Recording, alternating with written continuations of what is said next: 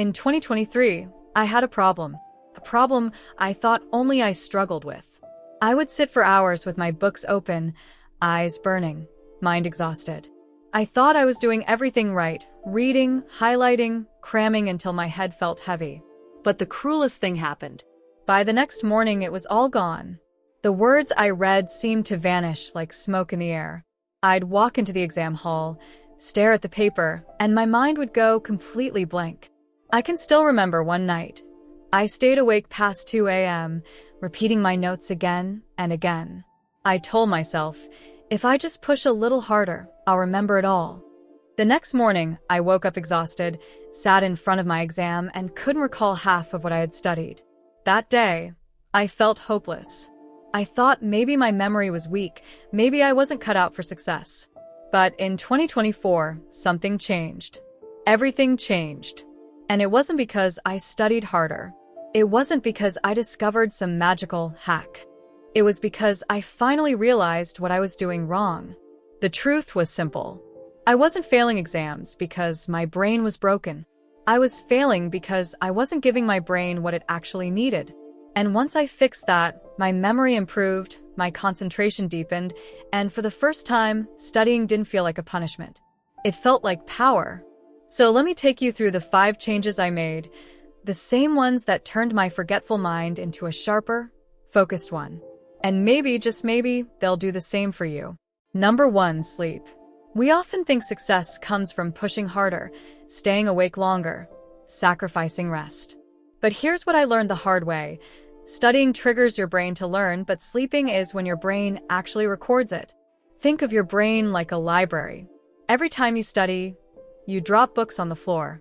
Notes, facts, ideas, all scattered around.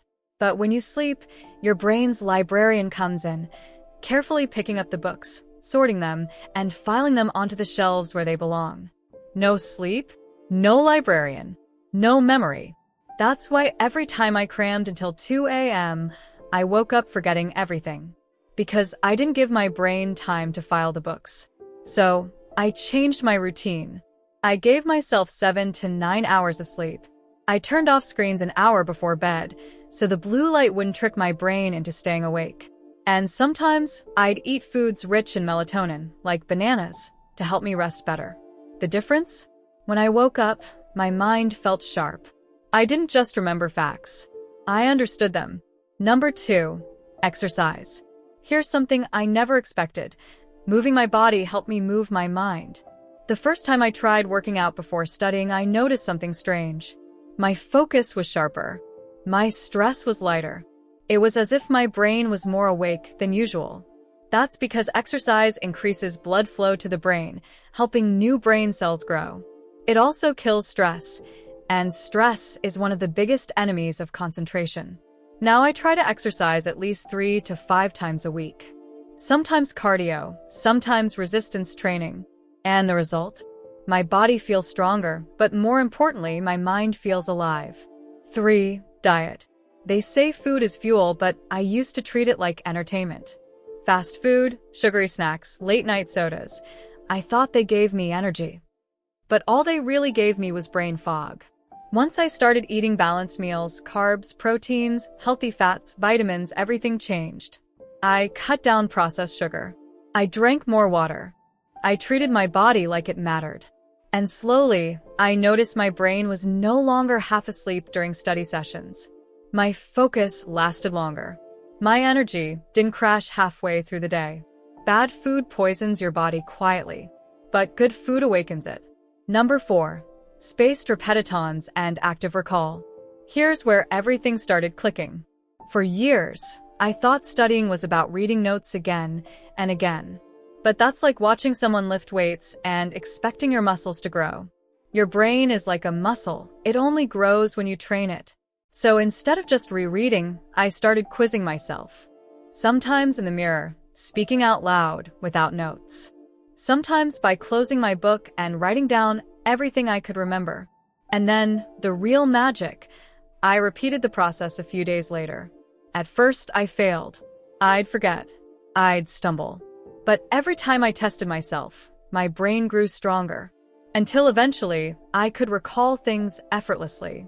This method, spaced repetition and active recall, turned short-term memory into long-term knowledge. And the best part? It made me feel in control of my mind again. Number 5. Games. And finally, the part nobody expects. Who says training your brain can't be fun?